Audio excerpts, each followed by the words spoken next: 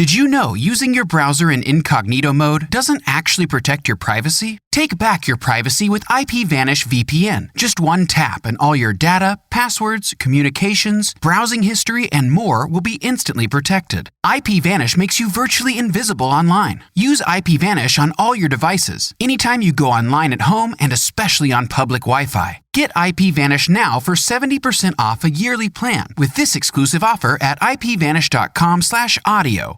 Did you know using your browser in incognito mode doesn't actually protect your privacy? Take back your privacy with IPVanish VPN. Just one tap and all your data, passwords, communications, browsing history, and more will be instantly protected. IPVanish makes you virtually invisible online. Use IPVanish on all your devices, anytime you go online at home and especially on public Wi-Fi. Get IPVanish now for 70% off a yearly plan with this exclusive offer at ipvanish.com/audio. Oh, what are you doing? I'll tell you what you're doing. You're listening to the Elder Scrolls Lorecast. Either you are, or I'll be skipping rope with your entrails. Ta-ta. This podcast is brought to you by our patrons at patreon.com/Elder Scrolls Lorecast. Robots Radio. Games, lore, stories, community. Just press play.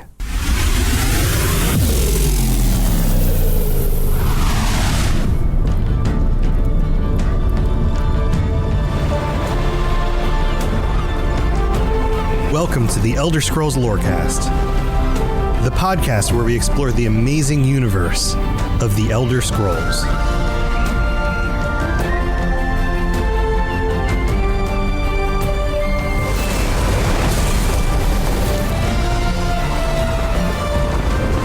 Adventurers, welcome back to the Elder Scrolls Lorecast. This is your host, Tom, or Robots. I'm here with my good buddy, the Lotus of the Doom. Lotus, hello. How's it going, man? It's good. It's good. We've done tackling the last region. Yes, that's what I was going to say. We've gone around the entire continent, all the way back up to Skyrim, and now we're heading south to Cyrodiil. And Cyrodiil is an interesting location. I think everybody was very excited to be talking about Skyrim because the game is so popular. We spent a lot of time in Skyrim, thousands of hours, maybe. Yeah, that sounds about right. Sounds about right. One or two people played it. One or two, yeah. And, you know, they've re-released it like 17 times at this point. That sounds about right. But we're going to Cyrodiil, and Cyrodiil is interesting for a number of reasons. First and foremost, because it shows up as a prominent zone in two of the, well, let's call them modern releases. I think modern releases is a good way of putting that. Yeah, Skyrim obviously was it still stands up as a game 11 years later. Yeah, and it's still the last numbered entry in the series. Right. But the game before that, Oblivion, holds up pretty well too. It does. It is a little disturbing to actually read when it came out because thinking back that it's like, well, it came out in 2006, which is that long ago. And then it's like, oh, wait, yes, it is. It's almost old enough to drink. Yeah. So, yes, time keeps moving on. We're getting real close. It's like that game is 17 years old at this point. Yes. However, it's still on a more modern system than games even like prior to that. Morrowind definitely has a more dated feel to it. The Oblivion feels like it's part of the more modern era of games. Yeah, it's Xbox 360 generation. Everything was fully three-dimensionally rendered with actual action combat and voice acting and scripted moments and dynamic quest lines and all sorts Radiant of really AI. cool stuff. Radiant AI. Yeah, all of that stuff. So the region that we explore in Oblivion is Cyrodiil. It's based in Cyrodiil, and this happens, of course, in the third era. In ESO, we're in the middle of the second era, and it's a very different location. It is. And on top of that, it's also a major factor in Elder Scrolls Online as well because of the Three Banners War conflict that's happening, which basically turns not all of Cyrodiil, but a large portion of Cyrodiil into the PvP zone, essentially. So it's just constantly where thousands of players are just spending all of their time that don't really, that's if PvP is their main thing, that's where they're living. It's there. That's their home. And ironically, there's a major PvP event happening right now. If you're listening to this, like as the most current episode of this show, White Drake's Mayhem is happening, which is, all of Cyrodiil is just flooding with people just murdering each other. Yeah. Plus the Imperial City. And yes, you have the whole zone, and the whole zone is a bit transformed simply because of the war. You have all of these fortresses and locations that you can siege, and those things aren't necessarily there in the time of Oblivion because it's not a time. I mean, they're at war with the Daedra who are invading from Oblivion, but it's not a time of the Three Banners War. All of that is long gone in the past. That is ended. So the world is different, but the world is different for a few other reasons too, and we're going to get into that. But before we get into that, and I guess I'll tease it right now. The first thing I'm going to tease is, as we get further into this episode, I am going to show you an overlay. I've actually taken both maps and put them into Photoshop, and I can show you an overlay of how they fit together or don't. It's actually very interesting. So if you're listening on the audio version, always remember there's the YouTube version. So if you look up Elder Scrolls Lorecast on YouTube, you can find this episode on YouTube. Look at the overlays that we're doing. Yeah, there'll be a little more visual to this one. To go along with just us trying to explain it. Right. And then towards the end of the episode, we're going to get into some of the discrepancies about the way Cyrodiil was explained in the lore from long ago and why it doesn't look like that anymore and all of that. So here, let's get into it a little bit. There are different zones, the different areas, part of the geography, and this comes from the UESP. So it says on the UESP, Cyrodiil has varied environment and is divided into several regions.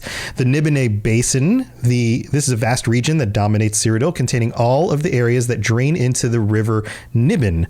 The area around the central city and the upper Nibben is often known as the Heartlands. East of the river, the region consists of mostly open fields, while to the west and north it is more wooded. The Imperial City covers City Isle in the center of Lake Rumaire, the source of the Nibben, and the city of Braville? I always say Braville, but I don't actually... I'm not entirely sure that I remember how it's set in game, but I always say Braville. Braville, I think you're right, is located on the banks of the Nibben Bay in the Nibene Valley. So that's kind of the heartland of the area. That's the main central area. Then we have the Great Forest, an immense wooded area west of the Imperial City, which we just mentioned. The Colovian Highlands, which is a hilly forested region of western Cyrodiil with the town of Coral as its main settlement. There's the West Weald, the open countryside of southern Cyrodiil, which is well known for its vineyards. The city of Skingrad is located here. Then there is the Gold Coast, which is a separate zone in ESO. The western coastline of Cyrodiil that is dotted with farms. The main settlements of the region are the port city of Anvil and the city of Kvatch, further inland. The hero of Kvatch!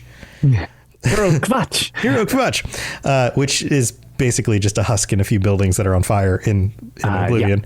The Gerol or Ural Mountains starts with a J. I always said Gerol Mountains, but again, maybe it's a Y sound. Don't know. Who knows? The mountain range in northern Cyrodiil on the Skyrim border containing the town of Bruma.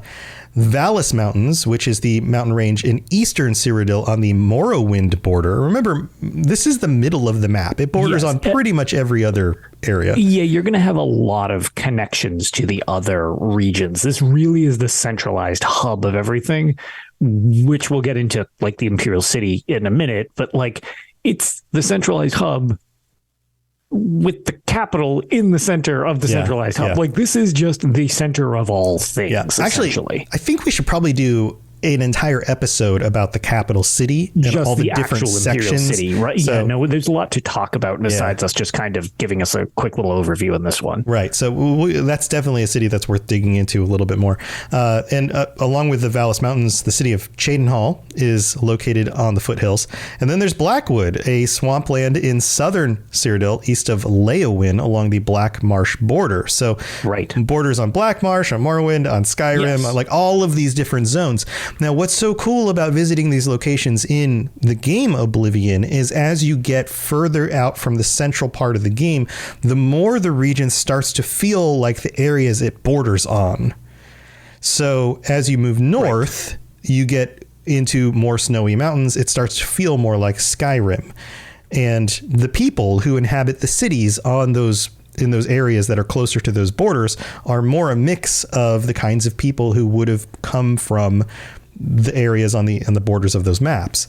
So I always thought that was a really cool feature. Yeah, it is, because it's just kind of like it takes on the traits of where it's connecting to, which is interesting from like, the Alliance perspective in ESO, because it resembles the area that you've been coming from already, because whatever Alliance you pick, you're coming from that region. So it's kind of like this unique little thing that your part of Cyrodiil has your feel to it, which I always thought was very cool. Yeah, I always liked going south and getting down to Leowyn and meeting all the Argonians and it feeling so swampy, and it feels like a little bit of Black Marsh right there. Right, and Blackwood itself was an entire chapter for the Elder Scrolls Online that fleshed out all of that area that we hadn't seen. We'd seen Leowyn, but we hadn't seen a lot of things like Gideon, sorry. Since Arena.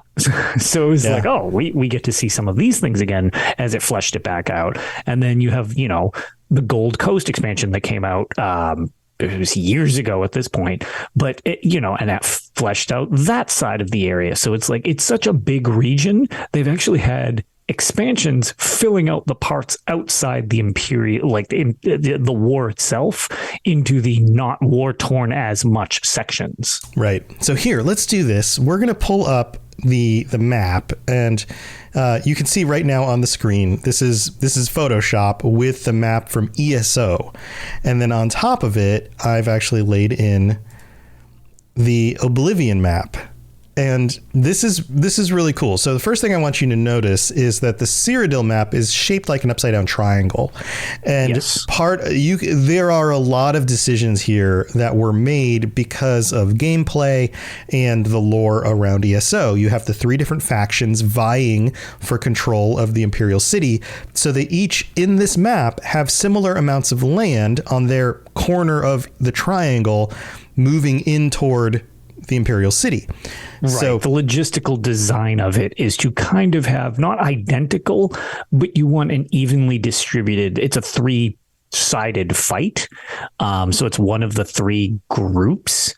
Right. And whatever your faction is needs to kind of have a comparable amount of space and things to the others.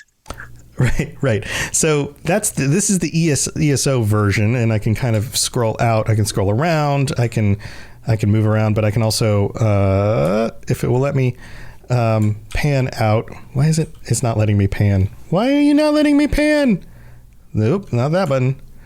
There we go. So you can pan in and out, and so now you can see the whole thing. And then if we overlay here, I'll just. You can see that it's like there's a transparency in here where you can actually see both of these sets of locations. Well, check this out. I'm going to make see. This is the Cyrodiil map. Yeah. And it's shaped differently. Like the triangle that existed for ESO is just a subset of what we see in Oblivion. In fact, the zone stretches way more to the west and then way more south. And if I was to drag this down here, it goes way south all the way down to Topol Bay.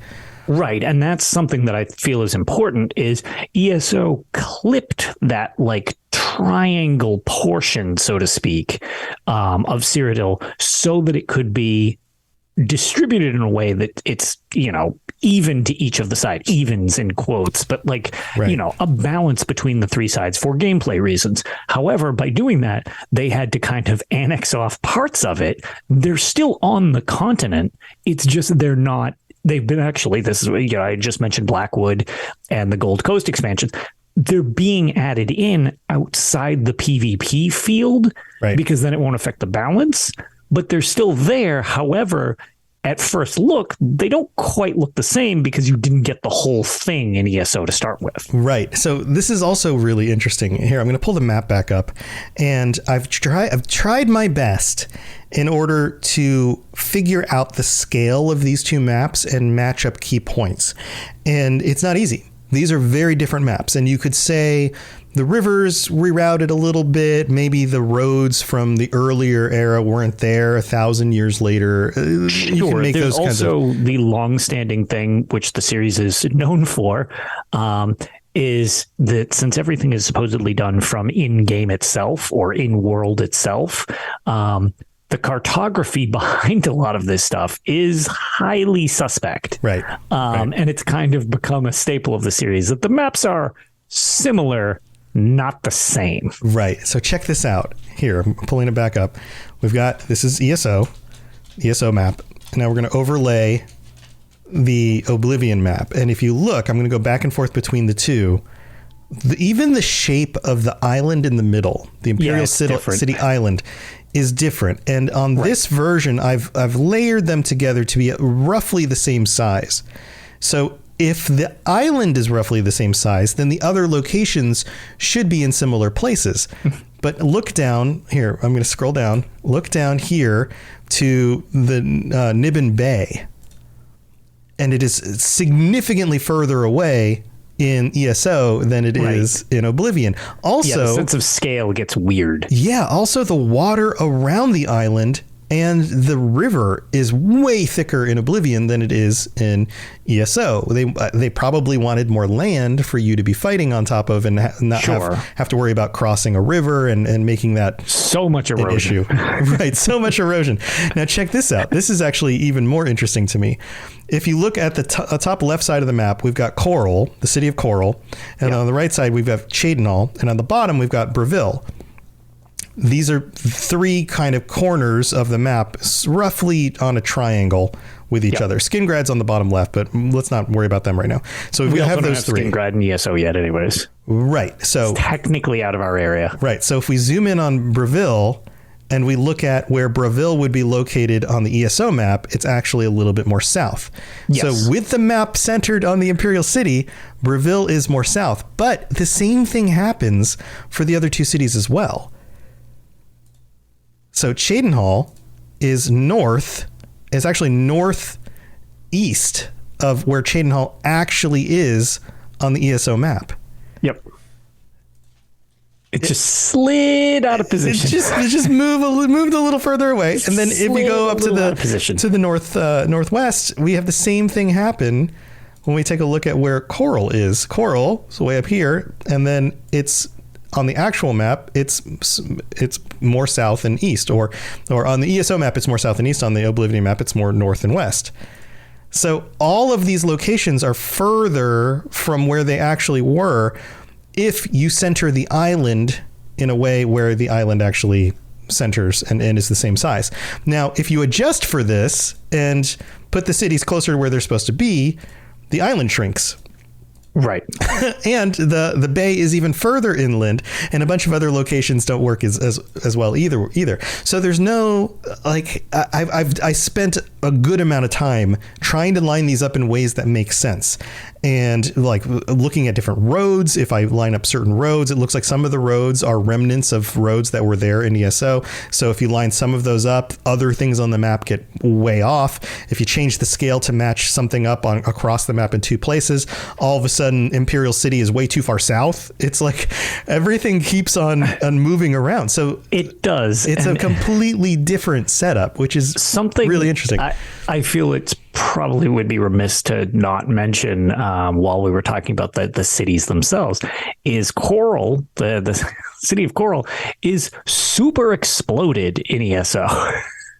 Like it's got giant fissures down the middle with lava pouring out of them and flame astronauts just running amok throughout the city because of earthquakes and stuff like that in the area. So it makes it a very dynamic area to be in or whatever. But just it's kind of funny to think, no, granted, so much time passes between ESO and the Second Era and when we go back to this region later on in the Elder Scrolls IV Oblivion. But it's just kind of amusing to think about these giant lava splits that have just torn the city apart. They rebuild the same city and apparently fill in all the lava cracks and all of that and just turn it back into a normal city again. It's like, right. Wouldn't you just give up and go somewhere else? Right. Just build it somewhere where there's not lava. Yeah, exactly. But it's just funny just because it's so different looking than what you saw beforehand, right? Which is ironically later in the timeline, even though you saw it before. Right. So I thought that was really interesting. There's no way of fully justifying the two maps, although they're close. You can say that one was inspired by the other, but for the most part, there's rivers in the right places. The lakes are a bit different. The roads are a bit different. The cities are a little bit off from each other, but for the most part, it's roughly the same. Yeah. And I mean, again, when you have the whole narrative of like, oh, well, there's mistakes in cartography and stuff like that. That's fine. Like, that's a neat little way of them kind of squishing that information in there. And again, this is a fictional world done by different teams over different eras, literally in real life, in different games for different things. So it's just interesting to see that I always feel that Elder Scrolls tends to try to keep the flavor of something, but the fine details, sometimes they do kind of smear them a little bit to make them fit where they need to. Right. And it makes sense. The games are different. Like, this is a PvP zone in ESO. Yes, this was an entire explorable RPG gigantic map in Oblivion. Absolutely. So the two are very different. Now, normally on these episodes, we'll go over some of like the fauna and the flora. This is basically Europe. This is Central Europe, everybody. We're back in Europe. There's typical animals, typical kinds of trees. At least during the periods that we see, it seems to be a temperate forest kind of area with some grasslands and some mountains. Minotaurs tend to be a little more common in the area. That's true. There's like, some minotaurs. I mean, that's about as extreme as I can think off the top of my head. Imps. Sometimes there's imps flying around. Yeah, and I mean, there's definitely the usual fare of weird that happens in the series.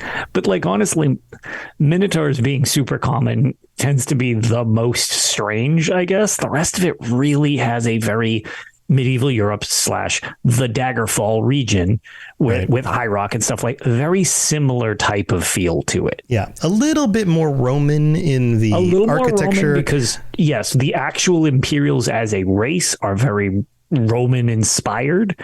So the Imperial City itself has that feel to it a lot of times when they get into it, when the Imperials are introduced as a literal race. Yeah. And then there's the Ayleid ruins that you find everywhere. Sure. And a lot of underground stuff, which whole bunch of Ayleid ruins around that area. Yep. It ties back to the revolution that happened in the first era from the Ayleids, who ruled most of the Murthic era or however long that was, because that's not particularly clear. So that's the region. We're going to take a quick break. We're going to go thank our patrons, and then we will be back to talk about some of the individual keeps that you can find in ESO and if they actually have a correlative in the Oblivion map, and some of the reason why a lot of people didn't think that this was going to be a temperate forest type zone when Oblivion came out. So don't go anywhere. We'll be right back. This is Miss Morlock, Dragonborn, and you are educating yourself to the Elder Scrolls Lorecast. All right, here we are in the middle of the show. This is where we get to thank our patrons, including our newest patrons, Sergey, maybe? Sergey P., welcome to the Patreon. Brett J. and Thrall. Welcome. The 3 new patrons. Welcome aboard. And thank you to all of our patrons. Hello. Our Daedric tier patrons get shout outs every week. Jacob K, Kira C, and Noodle Al Dente. And thank you to all 125 of our current patrons. We couldn't do this without you. We really do appreciate it. And thank you for being here. If you are interested in checking out what you can get for helping to support this show, so if we've done anything to help you get through your work days and your commutes and who knows what else, then go to Patreon. Weird entertainment. Right. Then go to patreon.com/Elder Scrolls Lorecast. It's easy to find, and there's always links in the show notes and all of that. So the t-shirts and ad-free episodes and joining us on patron chats and all of those kinds of things. And speaking of patron chats, this month only has... it has 31 days, but it only has 4 weeks on Thursdays, which means that our patron chat for this show is coming up in just a week on the 25th. So... what? I said ta-da. We should probably figure out a topic. Yeah, we'll figure it out. So chime in on the Discord. Topic for that. Let us know what you would like to talk about, and we'll figure it out. And we have some new reviews that came in. So if you leave a 5-star review on Apple Podcasts, we'll read it out on a future episode of the show. This one comes from Iced Tea Lemonade. Who I love iced tea lemonade. Do you? I'm not big into iced tea. Oh, no, I'm a big good. fan. Big fan. Half and half, Arnold Palmer type stuff. Yep, big fan. Not a tea drinker. But anyway. Yeah, no, I'm on board with this already. So they are from the United States and they write, amazing. Been listening to this podcast since the beginning of the year now, and I'm absolutely loving it. You guys are great. Aw. Thanks. And then this one comes from Dead Storm Pirate from the United States, who writes, my go-to podcast channel. I love this podcast. Been into the Elders Crooks. Is that a different show? I'm not familiar with it. It might be a typo. Since Morrowind and the lore has always gripped me, and your podcast covers everything I want to know about the amazing world. Everyone associated with the Robots Radio Group makes the best podcasts that make my days at work go by quickly. So thank you so much, Dead Storm Pirate. I hope you're not too dead. If it's Elder Crooks, does that mean he's like maybe they secretly are a big fan of the Thieves Guild, and it's just like a subtle nod to that? Yeah. We should do a side podcast that's only about Crooks? being sneaky in these games. So, all right. So like everybody who's a sneaky archer from Skyrim, great. 98% of the community's on board. Yep. It'll be most of our listeners will also listen to that show. It's automatic success. Yeah, there you go. It's guaranteed. Guaranteed. All right. Thank you, everybody, for taking the time to help support the show in all the different ways that you do. We really do appreciate it. All right. Let's get on with the rest of the show. You're listening to the Elder Scrolls Lorecast, dear child of cities. That is why the Night Mother loves you. My dog is barking at me. You don't need anything. You're fine. All right. So here, let's get into this. There is an article that I discovered from Weebly.com, which is about the different keeps that you find in ESO and how they relate to locations in Oblivion. Oh, spoilers. Most of them don't. But here, we're going to give a quick rundown to find out. The starter spoiler. Starter spoiler. Yeah. Most of them don't. But we're going to go through each of them real quick and just see which ones might or what they might be near according to this article. So we have Arius Keep, which is a keep for the Ebonheart Pact, right? So the top right side of the map. Does not show any remains in the area of Oblivion. The only possible link is Lake Arius, which is located north of Cheydinhal, which tracks for the location. Sure. Then we have the Blue Road Keep. Again, Blue Road Keep is non-existent in the time of Oblivion. The road leading from the Imperial City to Cheydinhal is called the Blue Road, and that is the only reference to the keep. So, sure, similarities there. Drakelow Keep. This keep is located on the western side of the Reed River in ESO. It is the most southern home keep of the Ebonheart Pact. In Oblivion, the remains of the keep are not to be found. Instead, we find a settlement of Drakelow, so similar name, but no keep. It is a tiny settlement only containing one house and only one inhabitant called Melisande. That reminds me of the red lady from the Song of Ice and Fire. Oh, Melisandre. Okay, Melisandre? I was thinking. Okay, yeah, Melisandre. I was thinking Missandei, the freed. She was like the linguist. Same thing from Game of Thrones. From Game of Thrones. They have similar names, I guess, huh? They behead her and throw her off a wall. Right. Yeah. Spoilers for the show, I guess. Yeah. I have to wonder. That was after maybe Missandei, Danny's assistant. Yeah. I wonder if this name is just a coincidence or if the people working on Oblivion were into those books, because some of the early books are pretty old. They do definitely have a very similar feel. Yeah. Then we have King's Crest Keep, located east of the Temple of the Ancestor Moths. King's Crest Keep is the most northern home keep of the Ebonheart Pact. Remains of this keep are not found in the Oblivion map. It's all gone still. Not there. Sejanus outpost. An outpost in ESO, but a medium-sized fort in Oblivion. So this one is there. Located south from Blue Road Keep. It seems to have moved locations for gameplay purposes. So similar thing, just slightly different. But we also mentioned that the cities are in slightly different locations too. So kind of tracks. It seems on brand. On brand. The remains found in Oblivion are located far more to the east than in the online version. And then there's Fort Ash, a fort in both versions of Cyrodiil. However, the location of Fort Ash in the online version seems to be at nearly, if not exactly, the same location of Fort Nickel in the Oblivion version, which obviously was done for gameplay purposes. Why not keep the same name of Fort Nickel and just leave it Fort Nickel? I don't know. Right? Weird. Yeah. Fort Ailswell, once a magnificent keep in the Alliance War, only a small town or village in the Oblivion game. The town or village consists of only 2 houses. This wasn't always the case. Ailswell once was a large village, but all villages were evicted on pain of death by Grand Warlord Dorton of the Daggerfall Covenant. There are no remains of the fort to be found in Oblivion. Then we have Fort Dragonclaw, the most northern fortification in the Elder Scrolls Online. Only a rock in Oblivion. At this location, the road looks like a dead end. However, a road leads to the east, eventually leading you to the Serpent's Trail and Pale Pass. It ends at Fort Pale Pass, the entryway into Skyrim, which we visit in the Elder Scrolls Skyrim. So that's where the maps match up, right? So pretty cool. And then there's Fort Glademist, which was abandoned in the Alliance War. Nothing remains of the fort, and the only references one can find in the Oblivion game is the fact that it is located in the Glademist Fields area, thus the name, in which Glademist Cave is located, a cave network used by the Blackwood Company. Then we have Fort Warden. No remains can be found in Oblivion. Yeah, I was going to say, you noticing a trend so far, everybody? Yeah. It's interesting, though, that some of them are, and some of them you can draw connections to the names. And we've got maybe one weird the fort one coming up later on to find the name of the area. Yeah, right. This was probably abandoned after the Alliance War. Neglection has fallen into ruin, so basically disappeared.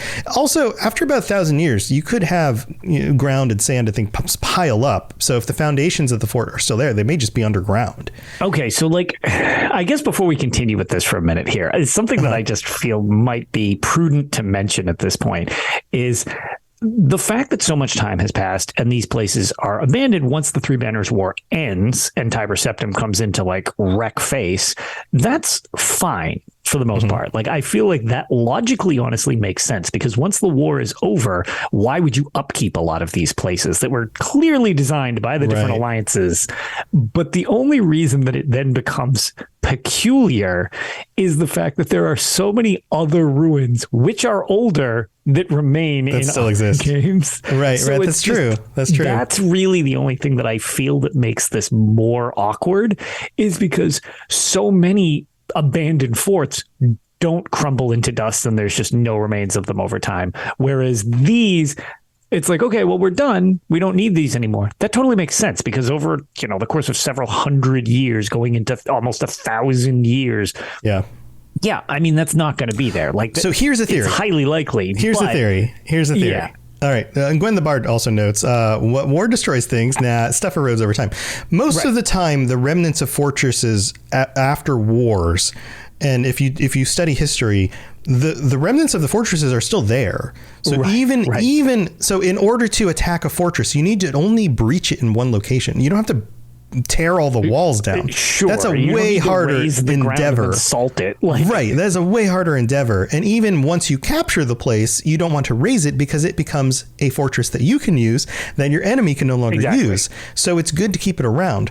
But what if after the Three Banners War, there was a significant rebuilding campaign, and they used a lot of the materials from these forts, which happens in ancient cities all over the world, and they repurposed, if this happened to the pyramids, the ancient stones on the outside of the pyramids were actually got quarried in many cases and reused in the city that they were that actually makes sense, especially that seems that I actually like that potential little fill in, just because you have the reign of Tiber Septim right on the horizon. Right. So it's what if he didn't? Okay, well, once he takes over, two things. He's obviously going to need some stuff to repair things. So two things. Why set up extra forts that your enemy can use against you once they invade your land? Literally the Imperial City. Right. Especially once you have, two things. Vast numbers and the Numidium, Like, yeah, exactly. They can invade your main area of Cyrodiil, and you throw the Numidium at them, and they all just evaporate, and they're gone. So you don't need fortresses anymore, because that would make it harder for you to get rid of them. So why not reclaim all of the stones used and build houses and other kinds of things? Walls for the main city, any of that stuff, right? So that could be part of it. But anyway, here, let's keep moving. Let us know your theories. Maybe there's some good theories out there, because obviously this is like... Actually, I've never really heard the repurposing of supplies thing, but I actually like that quite a bit. Yeah, there are some ancient cities. If you study the Middle East, there are some ancient cities that just don't exist at all anymore. And there are plenty that the foundations are still there. You can see them near modern day cities or out in the middle of the deserts or wherever. But there are some that just don't exist anymore. There are almost no traces of them, because so much of the material from this original city actually got repurposed. It's one of those weird things where, like, sometimes that happens. So anyway, let's move on. Bleaker's Outpost. This outpost is located between Chalman Keep and Fort... Yeah, Chalman. Farts Ailswell. Perfect. The village of Bleaker's Way was first settled by Ulf the Bleaker. In the times of the Alliance War, the villagers were ordered to leave the village. Those who refused would be punished with death. During the war, giants occupied the village. In Oblivion, the village was reclaimed by men. There are no remains of Bleaker's Outpost in Oblivion. Then we have Castle Brindle. The only remains of Castle Brindle in Oblivion is Brindle Home, which is a village located between Coral and Skingrad. The location of Castle Brindle relative to Brindle Home seems to be far more south, probably for gameplay purposes. The castle seems to be located near the Gold Road, which connects Skingrad to the Red Ring Road around the Imperial City. My dog's barking again. Castle Bloodmane. There are no remains of Castle Bloodmane in Oblivion. The only reference that can be found is Bloodmane Cave, which also is a delve in ESO. So that's kind of interesting. Yep. 3 more. Castle Fairgill is a key location of the Aldmeri Dominion. The castle cannot be found in Oblivion. Instead, we find Fairgill Inn, located west of the Green Road, which leads to the Imperial City, from the Imperial City to Breville. No remains of the castle can be found, which was located on the east side of the Green Road. So there's that. Then there's Castle Robeck, which is located perfectly on the map. However, in Oblivion, the castle is located near the White Rose River. This river could have formed after the era of the Alliance War takes place, because nothing on this river can be found in the online versions. There are some bridges to be found that cross dried up riverbanks, which could be the White Rose River. Maybe that one I find kind of interesting. It's kind of neat. This one is really cool because the castle's still there, but the river's gone.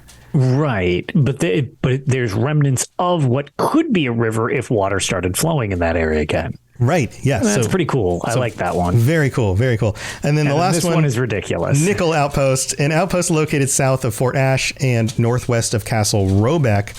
In Oblivion, we find the remains of this outpost in the form of a small fort. The location of Nickel is the most noteworthy. In Oblivion, it is located next to the bridge leading into the Imperial City, west of the village of Way. In the online version, the outpost is located far more south near Fort Virtue on the Oblivion map.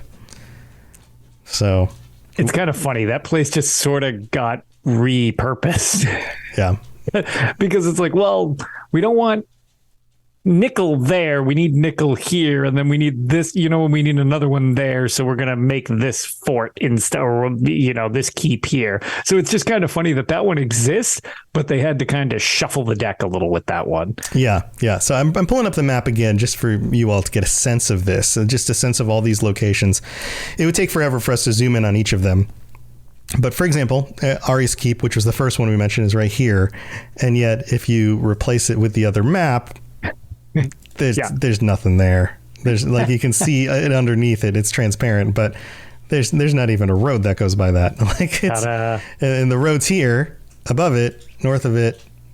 Also nothing really on the map. So yeah, the two locations are distinctly different. And right. Yeah, no, definitely. Yeah. Maybe you can justify it in some way, or you can just say, very different games that were for sure just designing their worlds in very different ways. But the things that are similar are the landscape is similar. It's not perfect. It's not like the hills are all in the same locations, but the fact that there are some forests, there are some hills, there are some mountains on certain edges of the map, there's certain rivers that are in roughly the right locations, there's all of that. But Lotus, this wasn't always to be expected. No. And the last thing we really kind of need to talk about, the Numidium in the room, if you will, is this weird situation where originally Cyrodiil, prior to the Elder Scrolls IV Oblivion, was actually referenced as being a jungle. Right. Right. Everyone expected the center of the continent to be jungle. Right. Jungles happen in areas, at least on our planet, that are closer to the equator than temperate forests. Right. But we didn't get a jungle. We did not get a jungle. Which, again, there has been all sorts of debate on this.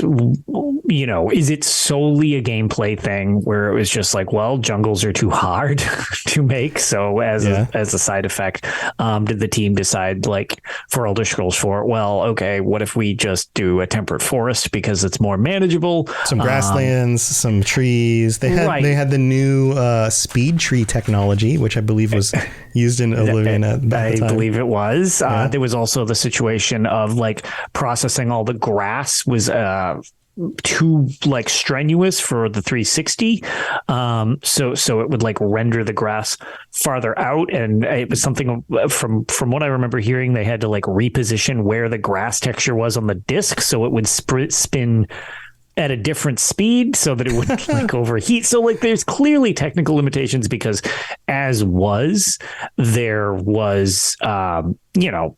360 was new at the time when this game came out. But they were already pushing the boundaries of it. Yes, and this game was a beautiful game when it came out. It really was. And to be fair, it's still, to a degree, outside the potato heads, really is. Just don't look at the people. Look at the trees, don't really and look the mountains. At people. That part's still pretty. Yeah, but the landscape is gorgeous. And some of the design of stuff is just really, really cool. But the idea of it being a jungle, as referenced by in-game books earlier in the series, then had to become, well, okay, why? And there was this theory that a lot of people accepted for quite a while, that when Tiber Septim took over, he reshaped the lands because he had gained that type of power. He was becoming a divine. All of this power literally let him reshape the physical landscape to be what he wanted. Right, which is, you could also justify as having control of the towers having control over the land around them. Correct. And so you can make that justification as well. There was so that was like the prevailing thing for quite a while, if I remember. And actually, as Rob mentions in chat as well, then Elder Scrolls Online came along, so Tiber Septim isn't here yet, and it's totally a temperate forest. It's not a jungle. It's not a jungle. Somehow it never was a jungle. Maybe. So then it becomes, okay, well, that clearly wasn't the case. Right. But since it was described from in game, and if I'm not totally, I wish I had a exact reference for this, but I do believe that from what was mentioned through, like, actual Elder Scrolls Online, it's like implied or said by the team that it's a translation error. They didn't mean literal jungle, like, because it's still forest, but it's not meant to be jungle so much as, like, foresty, which it is. Which is, that's many will call that retconning or doing whatever, and that's fine. Like, again, it's not a real place, so they have to take some degree of liberties. But one thing that I actually just thought was, I don't know, I feel like this was a discussion I was just involved with, maybe on forums or something a long time ago, but it's something that I thought was just an interesting theory. Is you know about the Mandela effect, where people think something, but it's not actually the case. And it's almost like a group think hive mind thing where everybody remembers this thing wrong.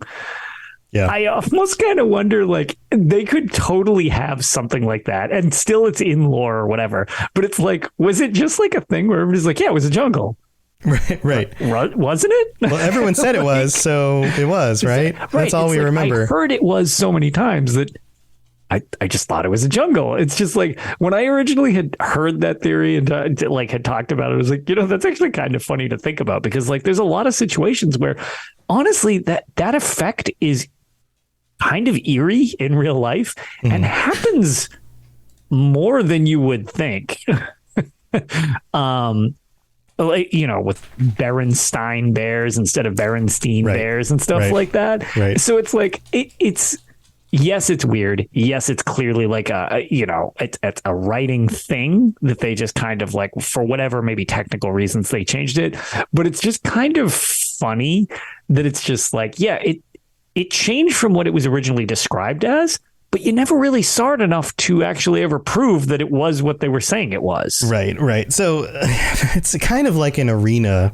The Tamriel was called the Arena. The Arena. Right. And that is like maybe that was figurative. Okay. So what if this was figurative also? Like, that area is the jungle. Right. Because there's lots of animals fighting over it. It's uncivilized. It's whatever the case. Right. So it's one of those situations where, was it meant as more of a figurative statement? Probably not. But you could retrospect. My assumption, no, they wrote it to be a jungle. And then when it came to programming time, it was like, oh God, we need to make this. And this is way more complicated. Yeah, probably. But because the series itself is such a gray, nebulous thing already, the fact that it totally doesn't sync up fits really well with everything else in this series. Yeah. So it's not a jungle. We don't have scenes of it being a jungle. We have scenes of it not being a jungle before Tiber Septim. So he clearly didn't make it not a jungle because there already wasn't one. But we don't know. And I don't know that we ever will know. I think the justification now is this is how it is. And any of the lore that described it otherwise is just not accurate. Not right. All right. It's like... Right. That's fine. That's fine. Imagine inheriting a 25 or 30-year-old series of games that were written by other people decades ago. Right. Or a book. And now you have to write the sequel to the book. This happens in all sorts of stuff all the time, where people are doing TV shows based off of series of things. And sure, you could even study all of it. Maybe you are well versed in all of the lore and all of that, but you still have a goal in mind. You have to make a new game. You have to make a new story. You have to make something, and it needs to be compelling in your own way. They were planning to go with stuff you haven't seen yet. Right. And sometimes there's just these offhanded lines. Sometimes the lines aren't even that important by these like minor characters. There's a lot of those in Elder Scrolls. Yeah, little minor characters who just like are just saying a thing here, saying a thing there, and you can't keep it all straight. There's just no way to do it. But yeah, if anybody actually, because I kind of like, I don't know, this is one of the few topics I really like hearing different theories on. If anybody listening has any weird theories on why it's not actually a jungle that we didn't mention already, definitely like float them out there to us, because I'm always amused by some of these, because I've seen some very entertaining ones, and like the prevailing one of Tiber Septim just changed it really lasted a long time. Yeah. Until it was like, ESO was like, nah, we're all done with that whole thing, because here it is again, and it's super temperate. So like, that's just it. It's like that one got debunked eventually, but some of the other ones are still floating around, and it's like, do you have your own in-lore reason why it exists, or was it just technical reasons? Yeah. So who knows, but let us know your thoughts. Join us on our Discord, the Robots Radio Discord, or heck, join us for the patron chat. Let us know if you want to debate this on the patron chat. But we'll come up with something for next week. Thank you for being here, everybody. I hope you've enjoyed this tour of Tamriel. We're going to dig into some other things in the future episodes, so make sure you come back for those. Lotus, you have anything else going on you want to share? No, just normal Tales of Tamriel that we've been recording over there, covering the events currently in game. And actually, I guess from one thing that we did related to the Lorecasters as well, we got the PlayStation NA Guild for the Lorecasters kind of up and running again. It really, it's just been some scheduling stuff that's been tricky, and I'm trying to lend a hand type of deal. So if that's something you're interested in, it is now up and running. It is fully functional.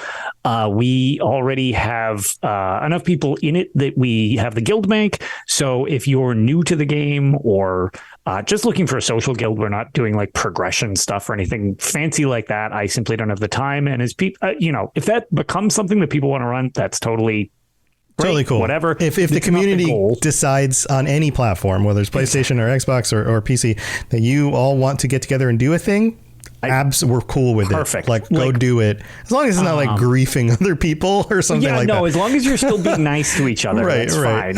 But what do you call it? But myself, as well as several of my friends, we're obviously there to help. The guild bank is open. So if you are new, I'm kind of running this the way that I ran my old helper guild, which I closed up shop to try to help this, as it just logically made more sense. Mm-hmm.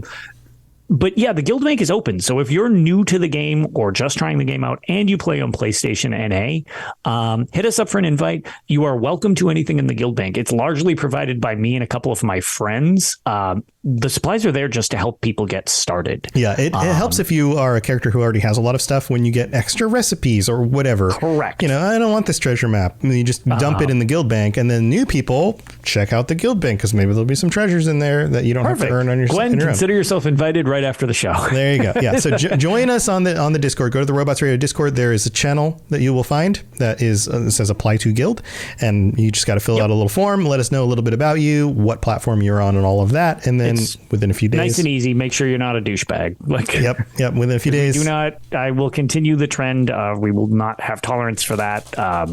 This is supposed to be a fun social thing, and hopefully sooner rather than later, I'm actually going to build us a guild hall because I have a whole bunch of extra supplies, so we're going to test out that. We'll see how long that actually takes. Awesome.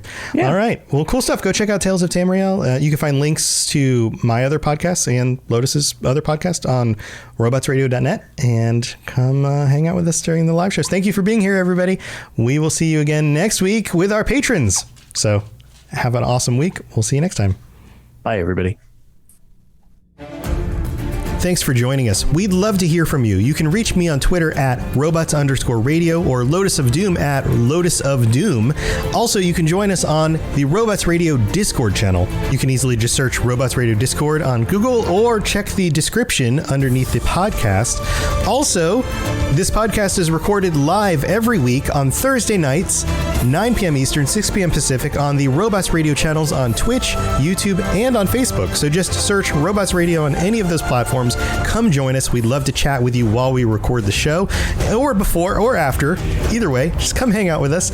And if you're looking for more information about my shows and the shows on the Robots Radio Network, go to robotsradio.net for all the information about all the shows on the network, including the Robots Radio Rocket Club, where I help both new and existing podcasters to grow their shows, build their audiences, and create the best podcasts they possibly can. All of that at robotsradio.net. We'll see you next time.